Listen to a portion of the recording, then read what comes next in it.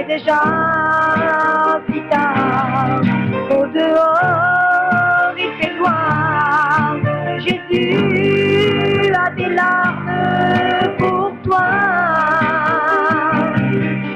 Viens à lui et tu auras la vie.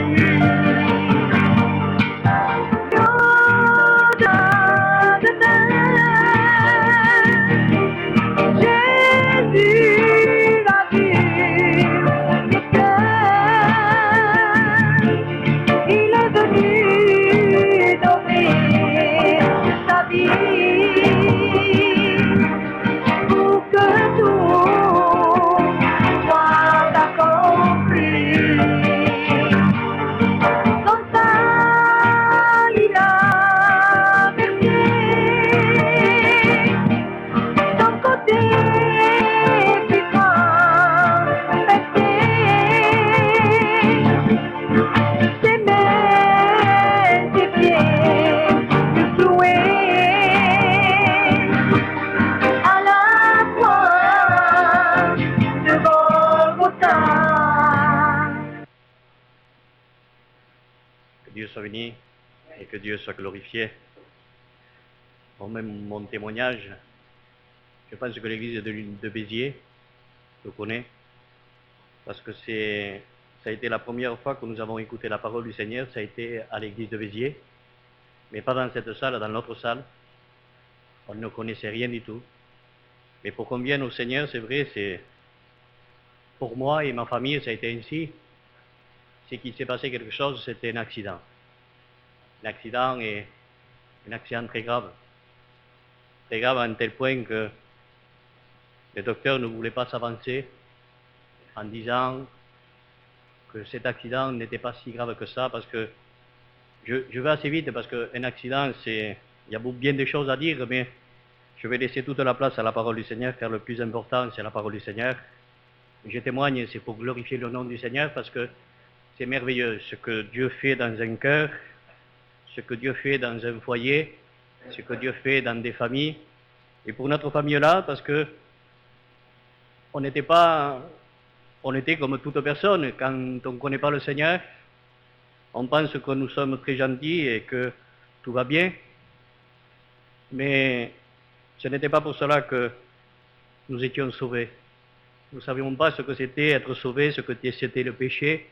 C'était en écoutant la parole du Seigneur. Et cet accident a été un moyen. Je ne dis pas que Dieu a permis cela, mais ça a été un moyen pour qu'on puisse écouter la parole du Seigneur. Parce que quand tout va bien, je le dis pour moi et ma famille, quand tout allait bien, on n'avait pas besoin du Seigneur. C'est malheureux de le dire, mais c'est comme cela.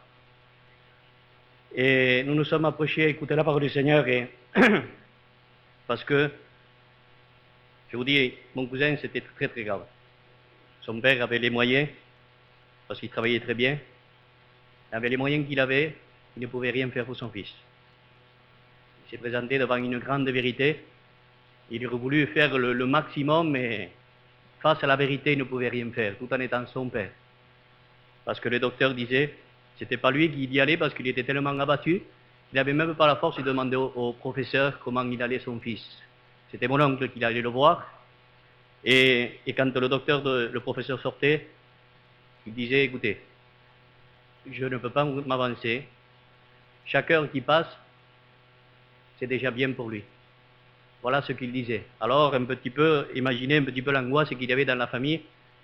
On était là et à un moment donné, il y a eu mon cousin, que vous connaissez très bien, il fait partie de l'église d'ici. Lui-même est descendu et il a été voir mon oncle, lui a dit, écoute, est-ce que tu veux que les serviteurs viennent prier pour ton fils? Il n'avait plus rien à faire. Il ne savait plus où s'accrocher. Alors mon oncle lui a dit, écoute, fais venir tous les serviteurs. J'ai besoin pour mon fils.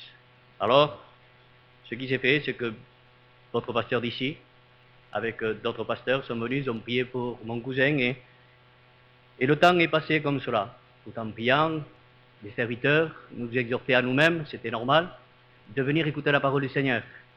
Et nous, ce qu'on faisait quand on ne connaissait pas, on ne savait pas ce que c'était la parole du Seigneur, on demandait pour mon cousin, c'était normal. Moi, pour ma part, je me portais bien dans mon corps, j'étais bien, Et celui qui était malade, c'était mon cousin qui était gravement malade, il était à l'hôpital. Alors on priait pour lui, on priait, on demandait, on savait même peut-être pas prier, mais on venait, on demandait pour lui. Mais sûrement et certainement que toute l'Église a vu toute ma famille qui s'approchait, qui venait pour un seul moyen, c'était pour que Dieu intervienne dans la guérison de mon cousin. Mais ce qui s'est passé, que la grâce de Dieu est tellement grande et tellement merveilleuse, que Dieu nous a parlé à chacun de nous. À travers que nous on venait pour lui, et il y avait lui, il y avait... Je le dis parce que au début j'avais du mal à dire cela. Maintenant je le dis parce que c'est comme cela et peut-être Dieu le veut ainsi aussi. En même temps qu'il y avait mon cousin, il y avait mon père aussi à l'hôpital. Il avait une grave maladie. Alors ça fait qu'il y avait de gros problèmes dans notre famille là. On demandait pour lui, pour mon cousin et on demandait pour mon père.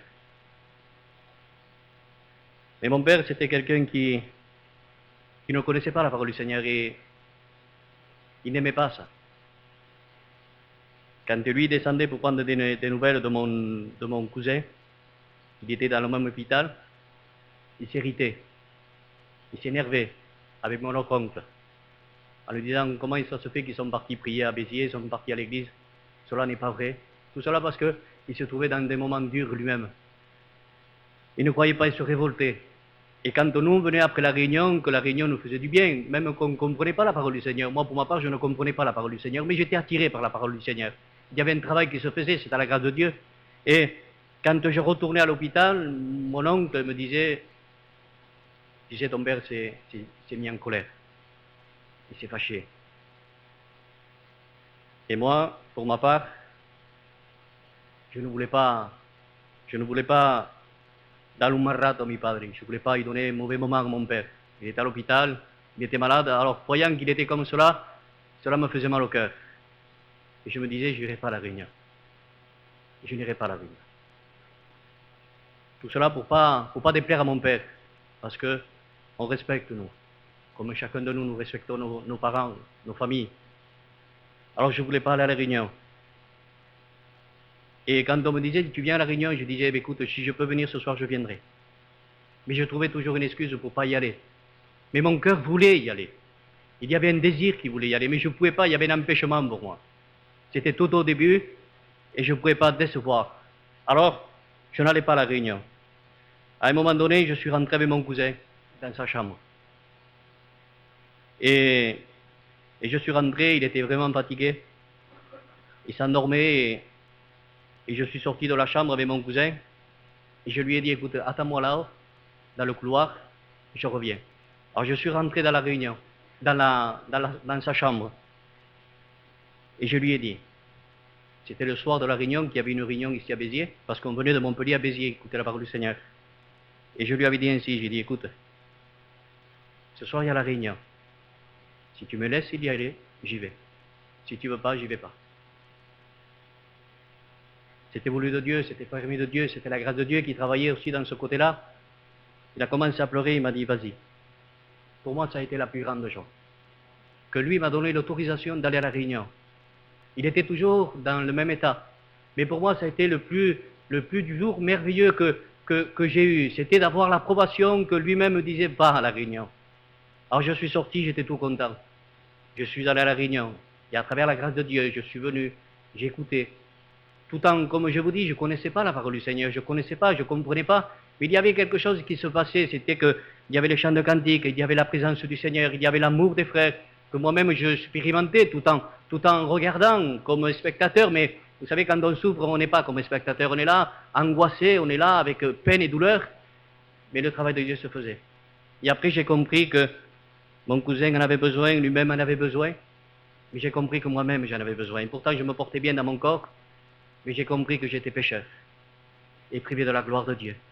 Alors ce que j'ai fait, je me suis approché du Seigneur. Et Dieu, par son amour et sa miséricorde, par le seul moyen de la croix, alors j'ai demandé pardon au Seigneur. J'ai demandé pour moi-même parce que j'en avais besoin et le Seigneur m'a pardonné. Le travail s'est fait. C'est que moi-même j'ai continué, je suis là encore par la grâce de Dieu. Je suis parmi vous. parce que Dieu me garde, Dieu me fortifie, Dieu nous donne à aller de l'avant, et ma famille s'est convertie, une partie de ma famille est convertie, il y en a d'autres pas, mais ce n'est pas pour cela qu'on doit s'arrêter là, on persévère par la grâce du Seigneur, afin que nos yeux puissent voir ce que nous aimons le plus, afin qu'ils s'approchent du Seigneur. Ce qu'il a fait pour moi, pour ce qu'il a fait pour ma famille, il peut le faire pour n'importe qui, parce que Dieu ne fait pas de préférence. Dieu aime tout le monde. Alors il t'aime à toi, c'est la preuve, c'est que tu es là, et Dieu veut te bénir. Il m'a béni, et j'étais bref dans mon témoignage, mais je reconnais que Dieu fait des choses merveilleusement bien. Que Dieu soit béni et que Dieu soit glorifié. Que Dieu vous bénisse. Et sur lui, et toi essaye de t'en emparer. Sans lui, tu ne peux rien changer. Ta vie ni ton cœur, mais laisse-le rentrer. Combien de temps vas-tu rester ainsi? C'est pas comme ça que tu pourras grandir. Sans lui, tu ne peux rien changer. Ta vie ni ton cœur, mais laisse-le rentrer. Et Jésus t'appelle, il te connaît, il veut te pardonner. Il te fait force, il veut le dépasser. Est-ce que tu veux qu'il vienne t'aider? Mais Jésus t'appelle, il te connaît, il veut te pardonner. Il te fait force, il veut les dépasser. Est-ce que tu veux qu'il vienne t'aider? Bien sûr, il faut faire des choses pour lui. Et tu verras, il en fera aussi. Car il ne baisse pas les bras devant, oui, son enfant qu'il aime tant. Et Jésus t'appelle, il te connaît, il veut te pardonner. Il te fait force, il veut les dépasser. Est-ce que tu veux qu'il vienne t'aider? Mais Jésus t'appelle, il te connaît, il veut te pardonner. Il te fait force, il veut les dépasser. Est-ce que tu veux qu'il vienne t'aider? Gloire à Dieu pour les cantiques. Chanter au Seigneur, c'est la plus belle chose que nous puissions faire sur cette terre. C'est la louange et l'adoration à Dieu. Alors ce que nous avons fait, nous avons écouté aussi ce beau témoignage. Et je me souviens très très bien de cette affaire. Et à travers cela, voyez l'amour de Dieu, qui était une véritable catastrophe, mais à travers cela, toute une famille qui était perdue, dont la destinée c'était l'enfer pour l'éternité, et l'amour de Dieu à travers cela les a attirés à tous et les a sauvés. Que Dieu soit loué, que Dieu soit béni. Eh bien, encore une fois, ce soir, nous écouterons la parole de Dieu, et la Bible dit, la parole de Dieu déclare que la foi qui sauve, mais qu'elle vient de ce qu'on entend. Et ce qu'on entend vient de la parole de Dieu. Alléluia. Ceci est absolument valable pour ceux qui ne connaissent pas le Seigneur, et c'est-à-dire ceux comme ce frère qui a témoigné, il ne comprenait pas, il ne savait pas, mais la parole de Dieu a percuté son cœur à plusieurs reprises, n'est-ce pas? Donc ceci est absolument valable pour ceux encore qui ne connaissent pas Dieu, qui ne comprennent pas, ou qui ne se sont pas totalement engagés avec Dieu. Alors la parole de Dieu fait son œuvre dans les cœurs. Parce que la parole est Dieu. Alléluia. Si on la reçoit, n'est-ce pas? On dit oui, ta parole, la vérité, je la reçois dans mon cœur. C'est la foi qui sauve. Mais ceci est absolument valable aussi pour les enfants de Dieu. Pour ceux qui veulent marcher avec Dieu, pour ceux qui veulent accomplir la volonté de Dieu, en un mot, les enfants de Dieu, qui sont heureux d'être sauvés et de cheminer, de marcher donc avec le Seigneur. Donc pour ce premier message hier soir que Dieu m'a donné à être au milieu de vous, que son nom soit loué, eh bien ça a été de rechercher le bien et de rejeter le mal. Et pour ceux qui étaient là, vous vous rappelez, et Dieu dit, pour que Dieu soit avec vous, de rechercher le bien et de rejeter le mal.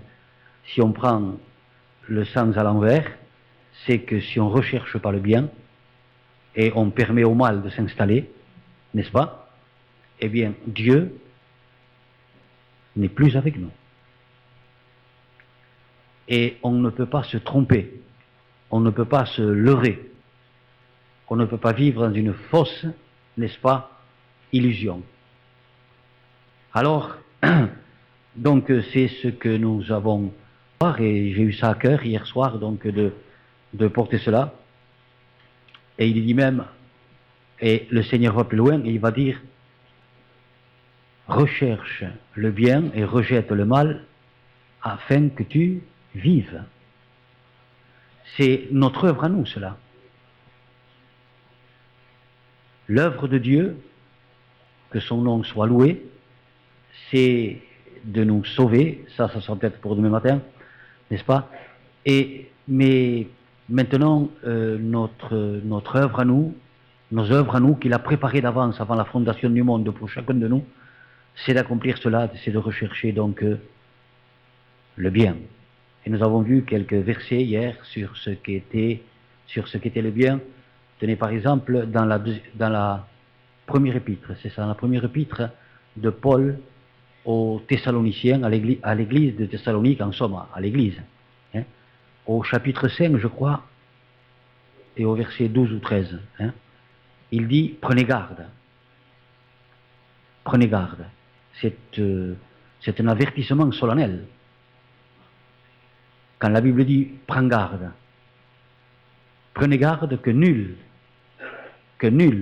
ne rende le mal pour le mal, mais qui rende le bien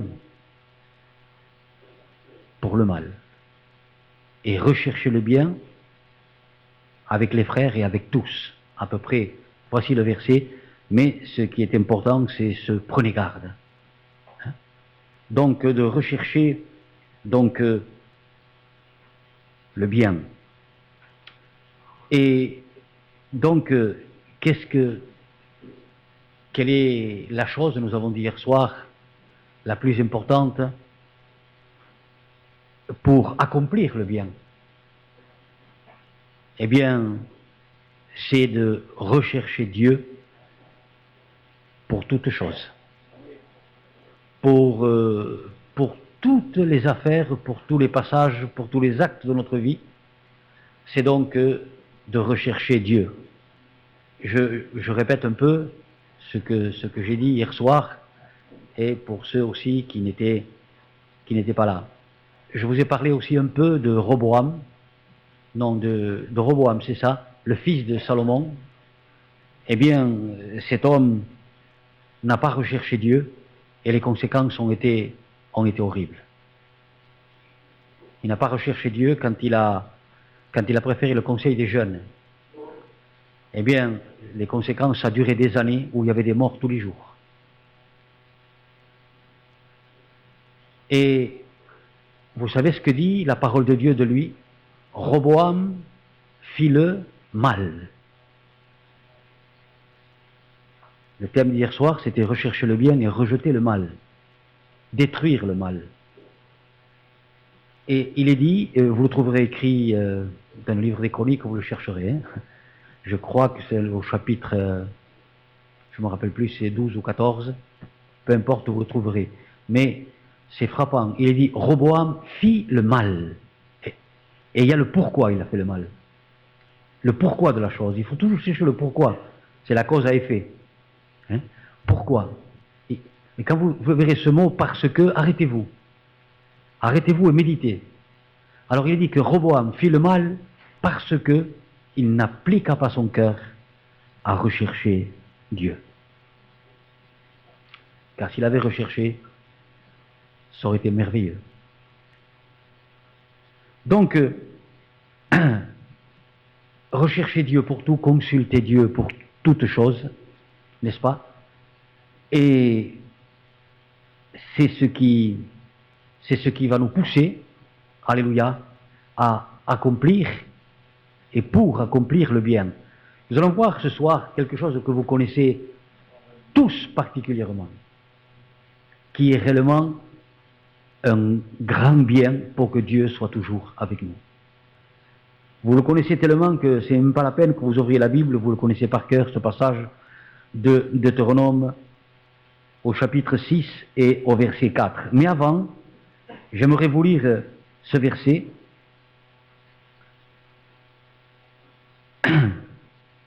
Je vous le lis. Ce n'est point parce que vous surpassez en nombre tous les peuples que l'Éternel s'est attaché à vous et qu'il vous a choisi, car vous êtes le moindre de tous les peuples. Mais c'est parce que, on trouve le parce que ici, mais c'est parce que l'Éternel vous aime. Là, Dieu déclare son amour. Et maintenant, donc, nous lisons ce chapitre 6 au verset 4, que vous connaissez, que nous connaissons tous tellement. Écoute Israël, l'Éternel notre Dieu est le seul Éternel. Tu aimeras l'Éternel ton Dieu de tout ton cœur, de toute ton âme et de toutes tes forces. Il ne reste plus rien, n'est-ce pas?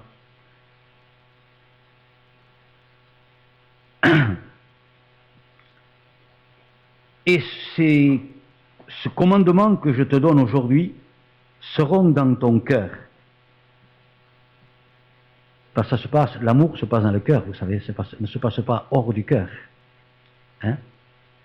Le sang circule dans le corps et pas hors du corps. Et l'amour se trouve dans le cœur. Sinon, c'est du blabla, c'est sur la langue. Hein? Et il y a un proverbe espagnol qui dit « La lengua no tiene hueso ». Alors, elle se promène tant qu'elle veut. Hein? Donc, et ces commandements que je te donne aujourd'hui seront dans ton cœur.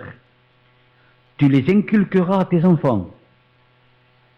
Et tu en parleras quand tu seras dans ta maison, quand tu iras en voyage, quand tu te coucheras et quand tu te lèveras. Tu les liras comme un signe sur tes mains et ils seront comme des frontaux entre tes yeux.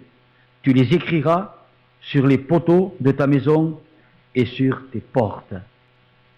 Tu demandes la grâce de Dieu, Riquet, s'il te plaît.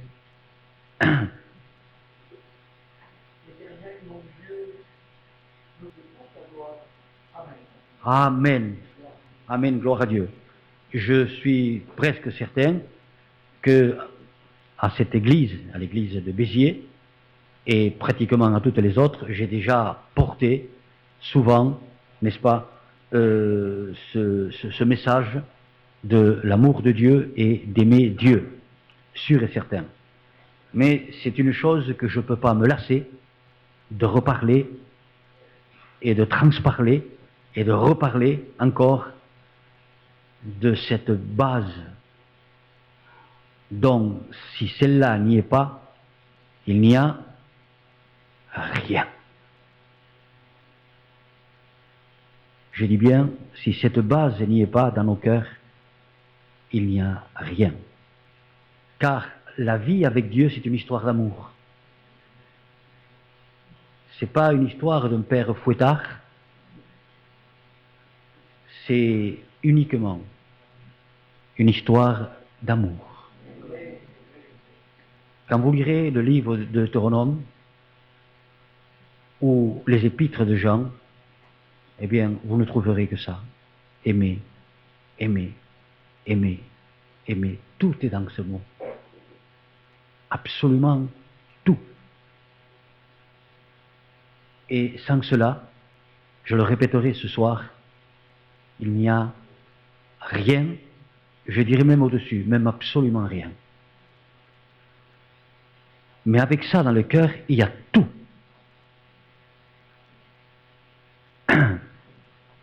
Donc, la première des choses que fait Dieu, il manifeste son amour pour son peuple.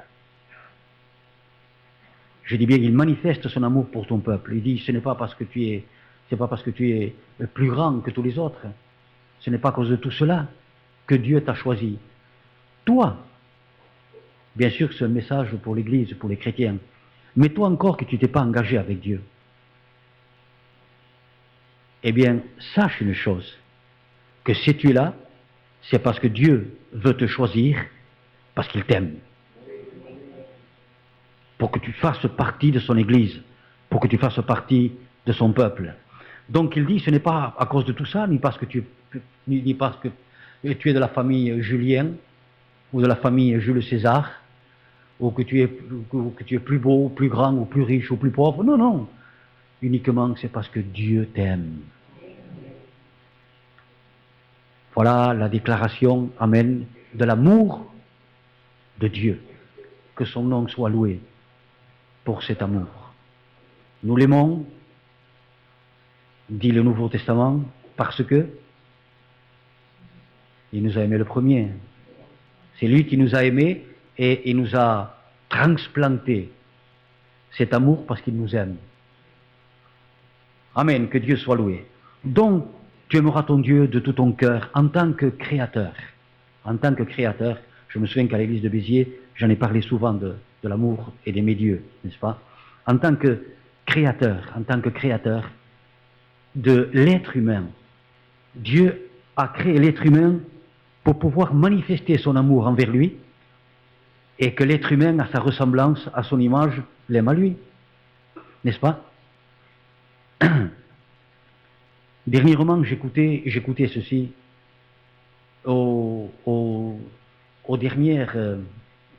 les derniers actes de terrorisme qu'il y a eu en Israël. Eh bien, il y a dans un autobus plusieurs jeunes filles qui en sont mortes.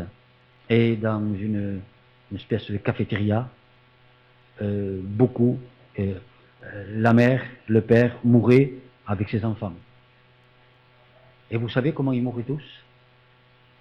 Vous voyez qu'ils se dessaignaient dans une lucidité totale, mais ils savaient qu'il n'y avait plus de vie pour eux, c'était impossible, des jambes arrachées et tout. Alors, vous savez comment ils mouraient? Et c'est les journalistes qui l'ont rapporté. Écoute Israël, l'Éternel est l'unique Dieu. Tu l'aimeras de tout ton cœur, de toute ton âme, de toutes tes forces, de toute ta pensée. Et il mourait comme ça. La mère avec la fille à côté. Et les deux récitant ce passage-là s'appelle la Shema. Les Juifs le récitent souvent. La tradition dit que Dieu lui avait donné l'ordre à Moïse de la réciter 2 fois par jour. C'est pour ça qu'il est dit le matin et le soir. Donc, l'aspiration du cœur de Dieu, c'est qu'on l'aime. Les désirs du cœur de Dieu, c'est que son peuple l'aime. Alléluia. Et hier, on disait, recherche le bien et rejette le mal afin que je sois avec toi. Afin que je sois avec toi. Recherche le bien, afin que je sois avec toi. Que dit le Nouveau Testament? Rechercher l'amour. Aspirer au don. C'est bien, c'est formidable, c'est pour toute l'Église. Et tandis que pour l'amour, il dit rechercher l'amour. Et le thème d'hier, c'était de rechercher le bien, n'est-ce pas? Alors, à travers la parole de Dieu, quand nous la recevons, et que nous disons, oui Seigneur, c'est vrai que je veux t'aimer comme ça. Tu veux être aimé comme ça, Seigneur? Eh bien, je veux. Eh bien, la parole de Dieu fait son effet dans nos cœurs, elle nous bénit, elle nous pénètre, elle nous transperce et nous transmet cet amour. Comme l'inconverti qui reçoit la parole de Dieu lui donne le pouvoir de devenir enfant de Dieu, mais c'est toujours pareil avec le chrétien, avec la chrétienne. Ah oui, Seigneur, c'est ce que tu me demandes, c'est ce que tu veux. C'est ce que tu recherches, c'est ce que tu aspires, c'est ce que tu désires. C'est ton bonheur, Seigneur, c'est ta joie. Ah, je veux, Seigneur. Alors là, le Saint-Esprit, parce qu'on reçoit la parole de Dieu, nous transplante, nous ajoute par le Saint-Esprit l'amour de Dieu dans nos cœurs. Alléluia, que Dieu soit loué. Et il y a plusieurs pharisiens, c'était les capéliens, vous savez, les pharisiens, hein, qui sont venus trouver Jésus-Christ à plusieurs époques différentes, à plusieurs jours différents. Mais c'était des docteurs de la loi, c'est ceux qui enseignaient la parole de Dieu au peuple, n'est-ce pas? Eh bien, on va en citer que deux. Il y en a un de ces docteurs de la loi qui vient me dire, Seigneur, quel est le plus grand commandement, ou si vous voulez, quelle est la chose que Dieu veut le plus? Alors Jésus lui a dit, tu aimeras, écoute Israël, lui dit, Dieu est l'unique Dieu, c'est celui qui veut être aimé, c'est celui qui t'a sauvé, tu l'aimeras de tout ton cœur, toute ton âme, toutes tes forces, de tout ton esprit, et ainsi de suite, et ton prochain comme toi-même.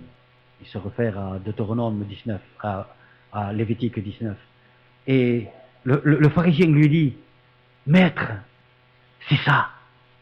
Oui, c'est ça. Et tu as bien dit, c'est le plus grand de tous les commandements. Alors Jésus lui dit ces paroles-là, tu es près du royaume des cieux. Parce qu'il a reconnu que c'était vrai. Il ne lui a pas dit qu'il l'était, mais il a dit, tu es prêt, tu reconnais que c'est ça. Et il y en a un autre, un grand maître de la loi qui vient trouver le Seigneur Jésus aussi, et celui-là lui pose une autre question, d'une autre façon, un peu à l'envers. Il lui dit, Seigneur, que faut-il faire pour être sauvé? Et pourtant, c'était un enseignant de la parole de Dieu. Maître, que faut-il faire pour être sauvé? Alors Jésus lui répond, en voulant lui dire, tu es un docteur de la loi. Alors Jésus lui répond, que lis-tu dans la loi? Eh bien, c'est donc s'il la connaissait. Alors le pharisien lui répond, tu aimeras ton Dieu. Écoute Israël, il répète encore, tu aimeras ton Dieu de tout ton cœur, de toute ton âme, de tout ton esprit, de toutes tes forces, et ton prochain comme toi-même. Jésus lui dit, fais ça, et tu vivras. Rappelez-vous de cette parole du Christ. Fais ça, et tu vivras. Et hier, dans Amos, nous lisions dans Amos, où il dit, recherche le bien, rejette le mal, afin que je sois avec toi, et afin que tu vives. Et c'est ce que Jésus lui a dit à ce pharisien qui avait si bien donc répondu selon la loi. peuple de Dieu qui est ici ce soir, dans cette nouvelle année, Dieu nous appelle à avoir ce désir brûlant de l'aimer, à rendre Dieu heureux. Et en faisant cela, en désirant cela, en recherchant cela, eh bien je peux vous dire une chose qui est sûre et certaine. Le bonheur remplira notre vie, sinon il y aura des problèmes dans notre vie. Il y aura des problèmes, il y aura des épreuves, surtout dans ce qui touche la paix, surtout dans ce qui touche le bonheur, surtout dans ce qui touche la tranquillité. Car quand on aime Dieu, quand on aime, eh bien, on dit oui.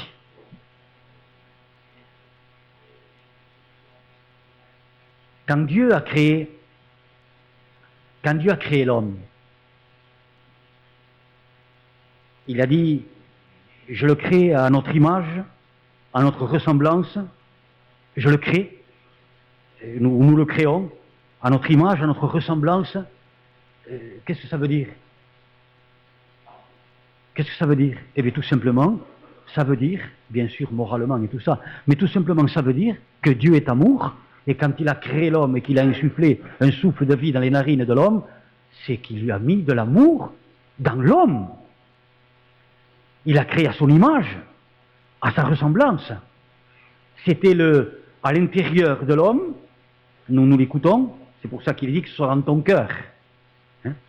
Eh bien, il a mis dans le cœur de l'homme d'aimer Dieu. Et Dieu était content. Il pouvait aimer quelqu'un qui lui ressemble, quelqu'un qui avait de l'amour. Il pouvait l'aimer.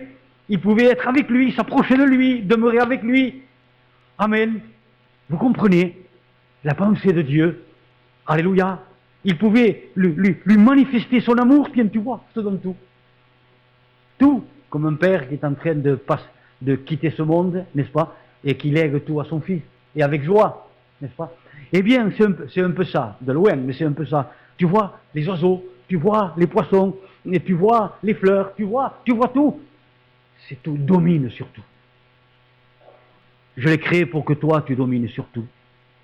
Il était heureux, mais surtout, ne me désobéis pas.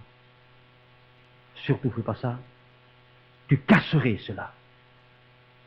Il est dit que Dieu créa l'homme à son image, amen, à sa ressemblance, en somme, à sa gloire. N'est-ce pas? Et il s'est passé une catastrophe horrible, dont nous en subissons les conséquences encore aujourd'hui. Des milliers d'années, des siècles au pluriel après, nous en subissons les conséquences de cela. C'est une conséquence grave. Et qui a porté la ruine? L'homme, il était créé à l'image de Dieu, à la gloire de Dieu, n'est-ce pas? Il devait aimer Dieu, parce que c'était dans son cœur, de tout son cœur, de toute son âme, de tout son esprit, de toutes ses forces. Mais il a fait quelque chose.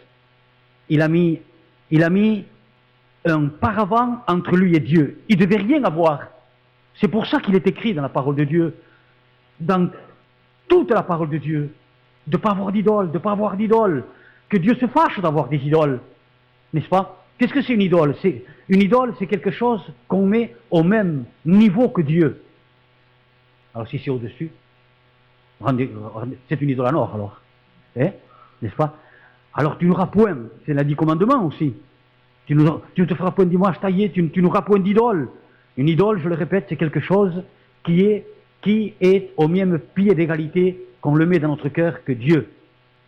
Et qu'est-ce qu'il a mis entre Dieu et lui? Il a mis sa femme, qui lui a caché Dieu. C'est-à-dire, il n'avait pas, l'homme, il n'avait pas autre chose à mettre entre Dieu et lui. Il n'avait pas le droit de faire ça. C'était lui qui avait été créé à la gloire de Dieu, tandis que la femme avait été créée à la gloire de l'homme. Et c'était lui qui n'avait pas le droit de mettre quelque chose, n'est-ce pas? C'est pour ça que le diable attaquait la femme. Il était inattaquable. Mais quand Dieu lui a apporté, regarde là, que bambani. Ouh là là, mais Dieu voulait qu'il l'aime. Dieu voulait qu'il l'aime. Puisqu'il dit, l'homme s'attachera à sa femme et quittera son père et sa mère, même il est dit. N'est-ce pas qu'il dit ça? C'est la loi de l'Ancien Testament. Et le Nouveau va plus loin. Que l'homme aime sa femme comme Christ s'est fait crucifier à la croix du Calvaire. Donc, vous voulez. Mais voilà, Dieu d'abord, la femme après. Il a mis une idole. C'est pour ça que Jésus dira, celui qui préfère sa femme. La parole de Dieu, elle est comme ça. Hein. Elle ne bute pas, au contraire. Celui qui aimera davantage son père, sa mère, sa femme, ses enfants, ne peut pas me suivre. N'est pas digne de me suivre. Dieu veut qu'on aime notre père, notre mère, comme disait ce frère qui a témoigné tout à l'heure, nos femmes, nos enfants, mais Dieu d'abord. Dieu d'abord. Et quand Dieu est d'abord, qui c'est qui est béni? Qui c'est qui est béni? Voilà. Je demande pardon à Dieu, l'exemple que je vais prendre. Voilà Dieu, supposons. Hein? Et voilà l'homme, n'est-ce pas? Alors, quand il n'y a rien, ça peut être le père, la mère, la femme, mais non, Dieu d'abord toujours. Aimer Dieu de tout ton cœur, de toute ton âme, plus que le père, que la mère, que les enfants. Sinon, on n'est pas dit. Jésus va plus loin que l'Ancien Testament. Ou plutôt, il démontre le cœur de Dieu. Il montre le cœur de Dieu. Il analyse le cœur de Dieu. Il explique le cœur de Dieu, Jésus-Christ. C'est pour ça qu'il est venu sur la terre. Aussi, c'est une des raisons qu'il est venu sur la terre. Alors, quand je fais passer tout le restant après Dieu, mais Dieu d'abord, qui c'est que Dieu bénit? Supposons que ça, c'est femme, enfant, père et mère. Mais ça, c'est Dieu. Moi et Dieu. Et à travers moi et Dieu, et le restant après, qui c'est qui est béni? Ce qui est derrière. Est-ce que c'est écrit? Mais bien sûr que c'est écrit. C'est écrit avec le doigt de Dieu, et dit par sa bouche. Je fais miséricorde. Miséricorde je fais, jusqu'à 1000 générations. À ceux qui m'aiment, regardez, écrit du doigt de Dieu sur la pierre. Mais regardez ce qu'il dit, je fais miséricorde à 1000 générations. Et que l'homme a cassé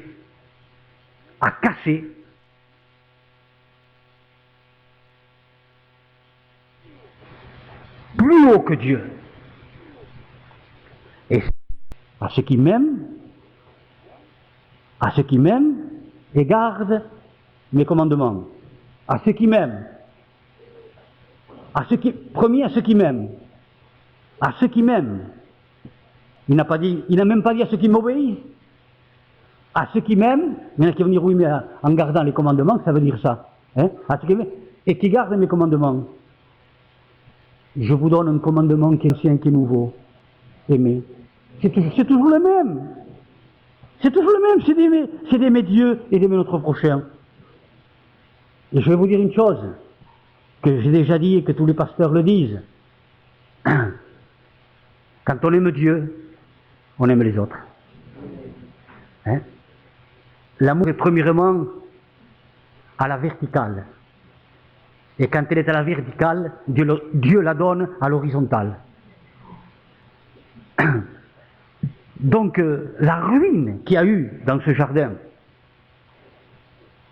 c'est que l'homme a cassé l'amour de Dieu en mettant quelqu'un plus haut que Dieu. Et c'est là qu'il y a eu derrière il y a la ruine. Il n'y a pas eu la bénédiction, il y a eu la ruine. Pourquoi il y a des cimetières? C'est parce que l'homme a mis une idole entre lui et Dieu. Pourquoi il y a des hôpitaux? C'est parce que l'homme a mis une idole entre lui et Dieu.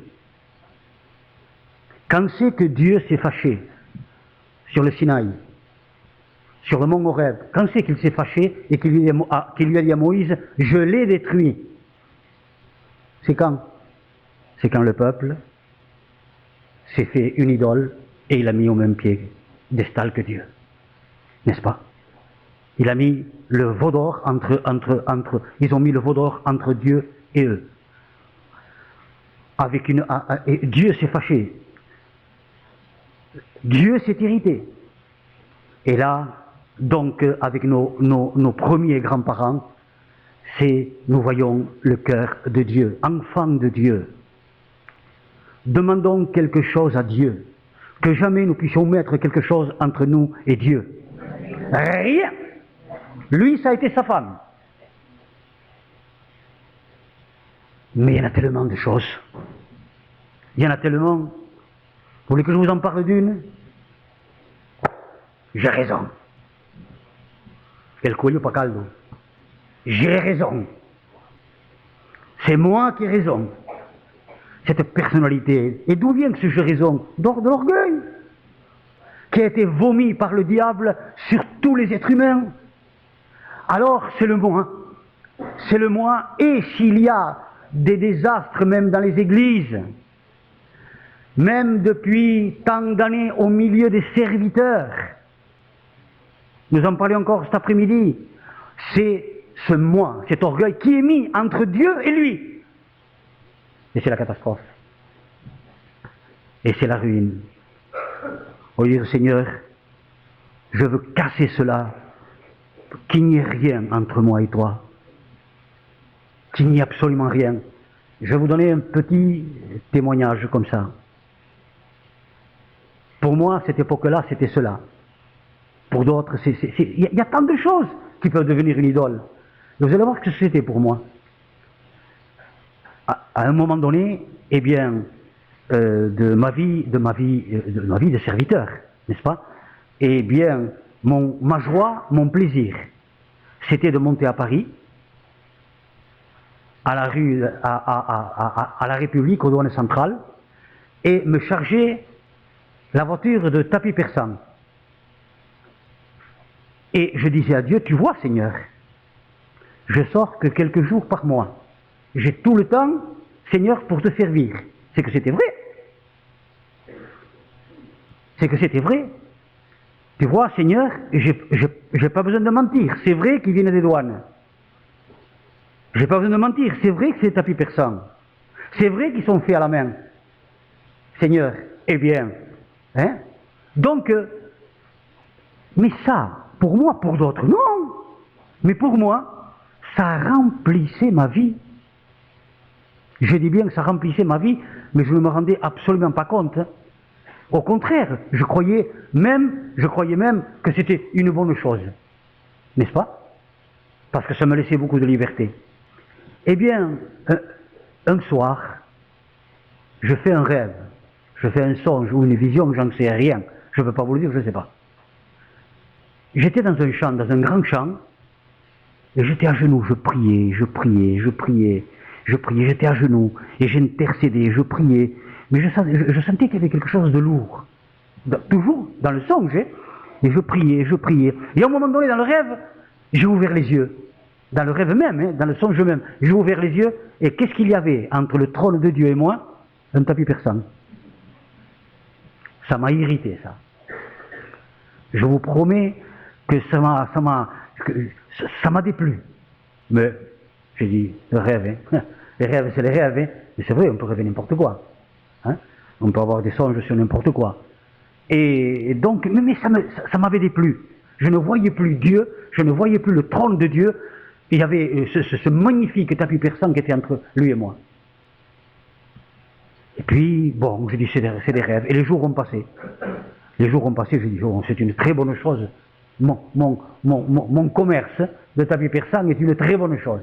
Et puis voilà, et puis c'est tout. Voilà. Et un jour, j'étais en train de prier. J'ai dit, pour moi, c'est ça. Mais pour 1000 autres, ça n'a rien à voir. C'était personnellement, cela. Ça aurait pu être autre chose, ça aurait pu être des chaussures, je ne sais pas moi, quelque chose qu'on élève dans notre cœur. De tout ton cœur, de ton âme, de ton esprit, toutes tes forces, dit le Seigneur. C'est lui qui le dit. Je fais miséricorde jusqu'à la 1000e génération à ceux qui m'aiment et gardent ce commandement. Ça revient tout au même, hein. Toujours aimer. Et un jour, je priais en marchant. Je priais et pouf! Au bout de, je ne sais pas, peut-être 2 ou 3 heures de prière, je ne sais pas. Hein, et ce rêve m'est revenu. Alors j'ai dit, voilà, allez. Hein. Et puis c'était fort. C'était tellement fort que je me suis mis à pleurer comme un enfant. Je dis, mais qu'est-ce qui m'arrive? C'est carré clos ou qu'est? Je deviens botch. Et je pleurais. Alors je dis, écoute Seigneur, moi je savais que ma femme était très contente que je fasse ça, parce que ça me laissait tranquille pour elle, et en même temps, on pouvait passer le mois tranquille aussi. C'est vrai, hein?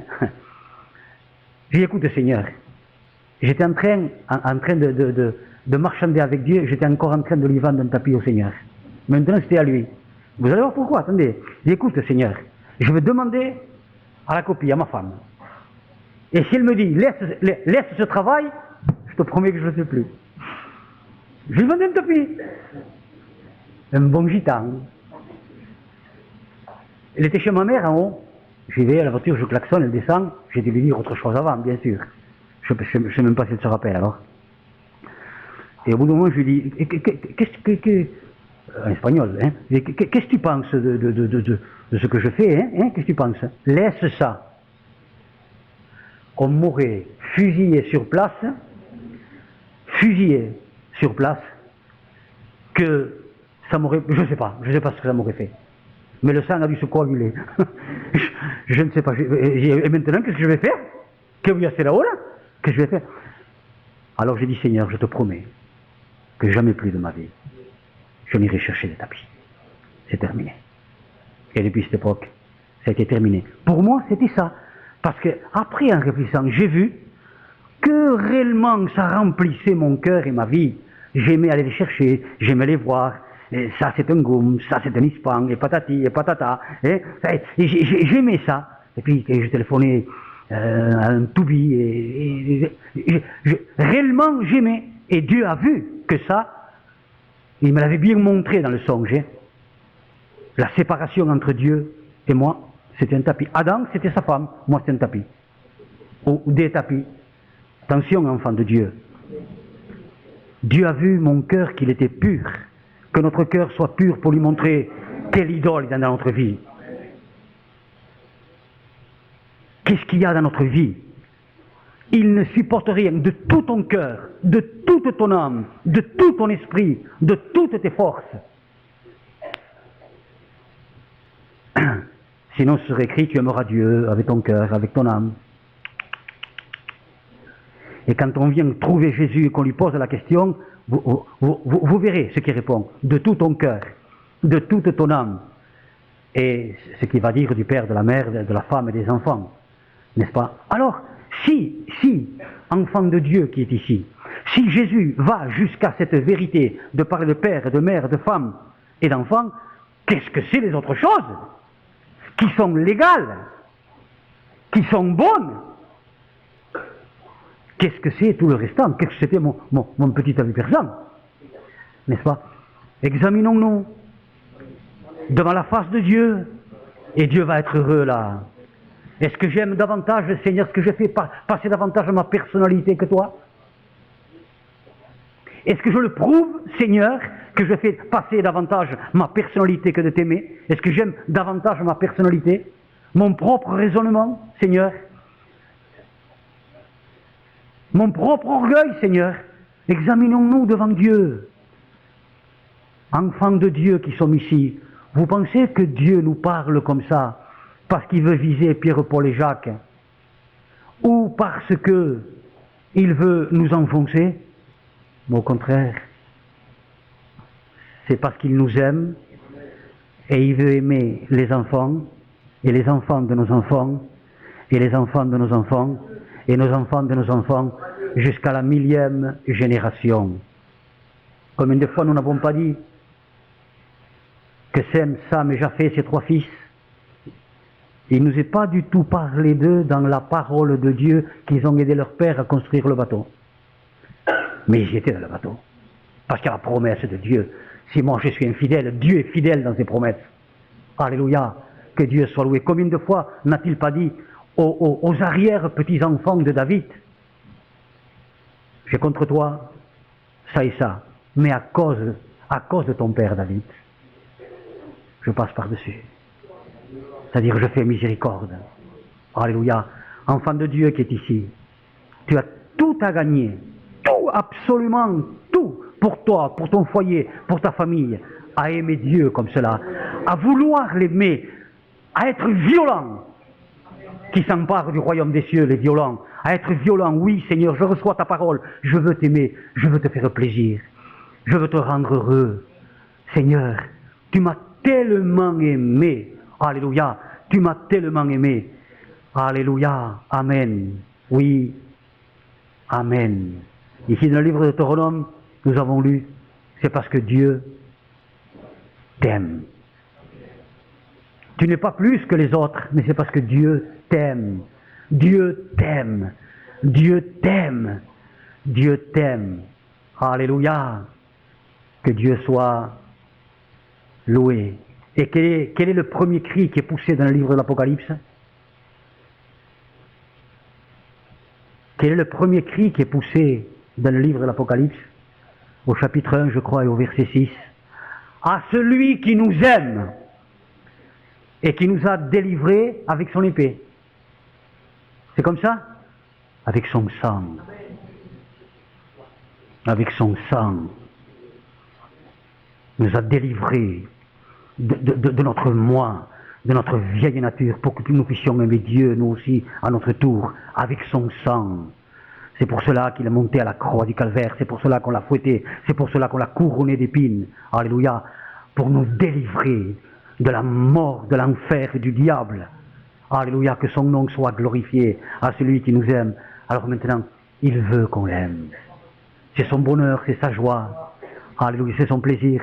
Examinons-nous maintenant même. Et si Dieu veut, pour demain matin, je dis bien, si Dieu le veut, est-ce que c'est possible d'aimer Dieu comme Dieu le dit? C'est pour demain matin. Si Dieu, je dis bien, le permet et qu'il le veuille. J'anticipe, comme disaient les pailles, un peu. Hein? Je dis oui. Et nous aurons la preuve par la parole de Dieu demain matin. Si c'est la volonté de Dieu de porter ça, n'est-ce pas? Si c'est la volonté de Dieu de me laisser en vie. Le désir de mon cœur, c'est de l'aimer. De le faire passer au-dessus de mes enfants, au-dessus de ma femme, et au-dessus de tout. Au-dessus de tout. De l'aimer. Vous savez quelle était ma prière depuis ma conversion, puisque j'avais déjà 2 fils? Seigneur, je lui disais, que mes enfants t'aiment 700 millions de fois plus à toi qu'à moi. C'était ma prière de tous les jours, parce que je savais qu'ils avaient tout à gagner. Aussi, que je réjouissais le cœur de Dieu, mais qu'ils avaient tout à gagner aussi. Sur tous les plans, sur tous les bords. Alléluia. Enfants de Dieu, soyons sincères et honnêtes avec Dieu. Est-ce qu'il y a quelque chose entre Dieu et moi? C'est là qu'est la catastrophe. Vous voulez que je vous donne un exemple? Je termine, hein? Vous voulez que je vous donne un exemple? Il y a des chrétiens et des chrétiennes qui passent plus de temps, ou autant de temps, ou plus de temps, devant l'écran de télévision que devant Dieu.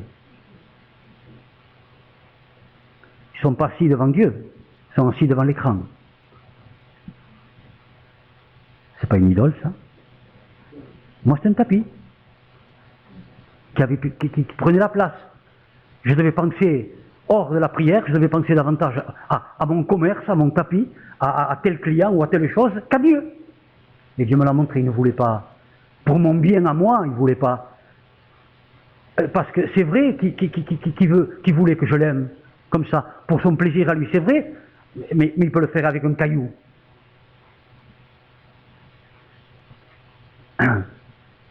Non, t'es pas plus, mais c'est parce que je t'aime. Et c'est pour cela qu'il me l'a montré.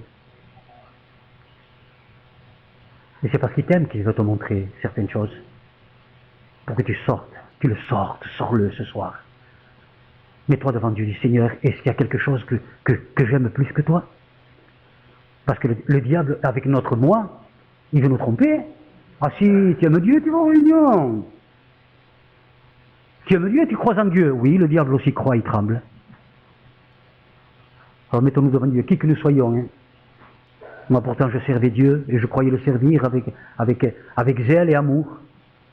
Mais il y avait quelque chose qui prenait autant de place que lui. Enfant de Dieu, c'est ça la catastrophe. Le bonheur. La paix, la véritable paix.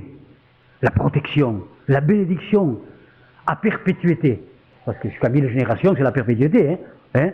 N'est-ce pas? La preuve. Hein. Il avait promis à Abraham, et regardez, hein, il avait promis ça à Abraham aussi, et il avait promis à l'écrivain avec son doigt, il les a ramenés là-bas. Hein. La 1000e génération est là-bas, hein, au pays de la promesse. Hein. Et personne ne peut leur dire, que veux-tu? C'est les plus grands guerriers du monde entier. C'est les meilleurs pilotes du monde. Parce qu'ils sont sous la promesse de la bénédiction. Vous comprenez? Hein? Alors mettons-nous devant Dieu avec docilité. Ne permettons pas la ruine entre nous et Dieu. Ne permettons rien, au contraire. Alléluia, si Dieu nous parle comme ça, justement, si Dieu m'avait parlé de mon tapis, ou de mes tapis, c'est uniquement, ce n'est pas parce que j'étais plus que l'autre, mais c'est parce qu'il m'aimait. Et s'il nous parle comme ça, c'est parce qu'il nous aime. Mettons-nous devant le Seigneur. Le Seigneur, est-ce que c'est à toi que j'aime le plus?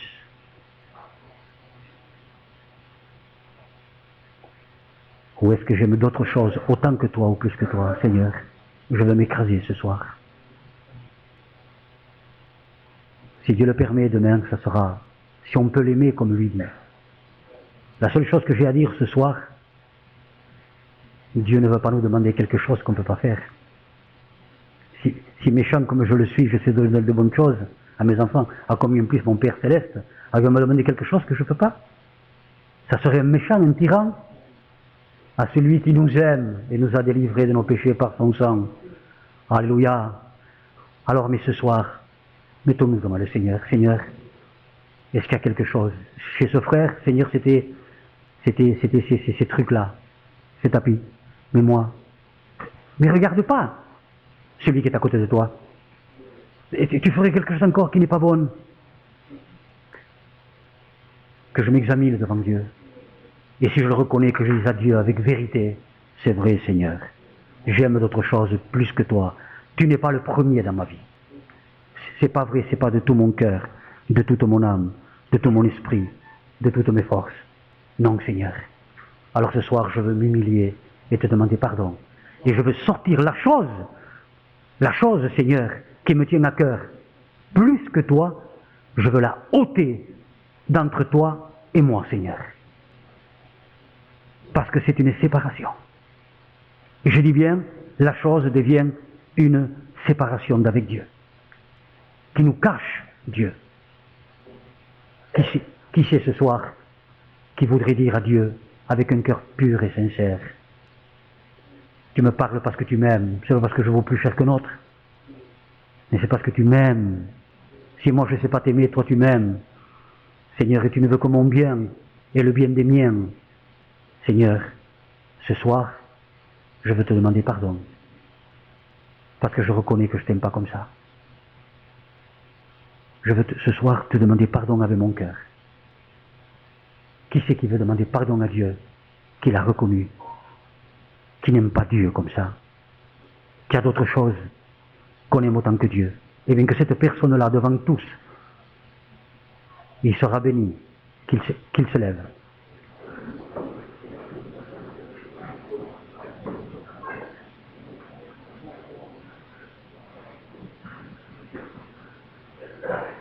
Je bénis Dieu pour les sincères. Même les serviteurs de Dieu sont debout.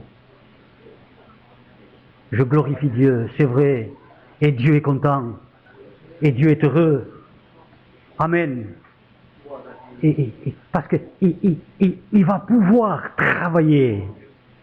Et son travail à lui, et je vous le poucaverai que demain. Son travail à lui, c'est quelque chose.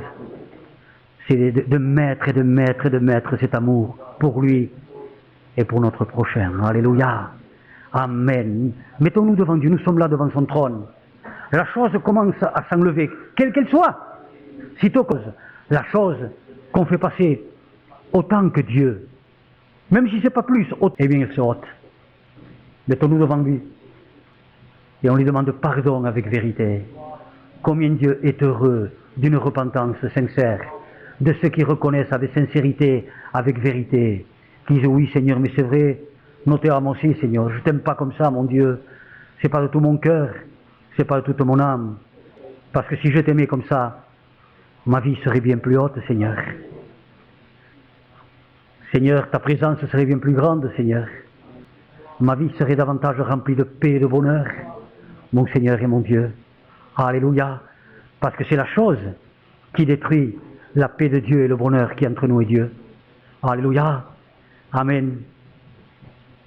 Regarde-nous, Jésus. Regarde ceux qui se sont levés. Roi de gloire, il ne s'est levé parce qu'un homme l'a dit, mais tout simplement, Seigneur, tu le sais, Jésus, parce que nous ne voulons rien entre nous et toi. Rien. Nous voulons que tu sois vraiment avec nous. Nous voulons, Seigneur, comme Jean, pencher notre tête sur ta poitrine. Toucher même ta poitrine, Jésus. Nous t'adorons, Seigneur Jésus, parce que tu ne parles que pour une chose, c'est parce que tu aimes. L'adversaire ne parle que par méchanceté et colère. Toi, tu parles, Seigneur, parce que tu nous aimes. Nous bénissons cet amour. Ah oui, Jésus. Regarde maintenant ceux qui te disent pardon, Seigneur. Je suis attristé parce que je ne t'aime pas comme ça. Il y a de la tristesse dans mon cœur, c'est pour ça que je me lève. Mon Seigneur et mon Dieu, ça devient presque une angoisse de ne pas t'aimer comme toi tu me le demandes. Seigneur, et que je n'ai pas fait attention à cela, que je n'ai pas recherché de tout mon cœur, de toute mon âme, de te faire passer avant quoi que ce soit. Seigneur, pardon. Encore une fois, ce sang, Seigneur, qui un jour nous a purifiés de tout péché, nous purifie de cette chose-là. C'est tellement grand pour Dieu de l'aimer de tout notre cœur, toute notre âme, de toute notre force. C'est tellement grand. Et c'est parce que c'est tellement grand, Seigneur, que je m'humilie devant toi. Et je te demande pardon, qui est le plus grand et le plus merveilleux de tous les commandements. À toi la gloire, Jésus. À toi la gloire, Jésus. Pendant quelques secondes, louons Dieu ensemble, mais uniquement pour son amour. Louons-le, élevons nos voix à Dieu.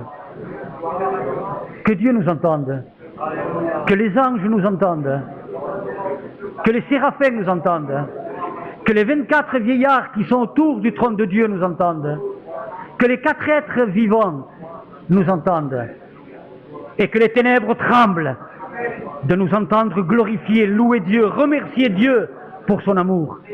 Louez-le, louez-le. Moi je veux le louer de tout mon cœur. Alléluia. Même toi que tu t'es pas engagé avec Dieu, engage-toi ce soir à l'aimer, et tu t'es levé pour l'aimer. Amen. Et pour que Dieu t'aime. Vois de quel amour Dieu t'a témoigné pour que tu sois appelé fille, fils de Dieu.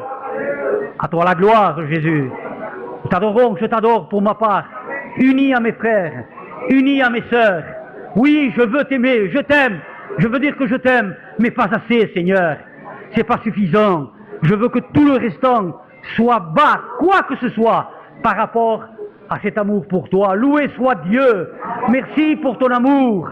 Nous te louons, ange de Dieu. Écoute nos louanges faites à l'amour de Dieu. Amen, alléluia. Que le nom de Dieu soit loué.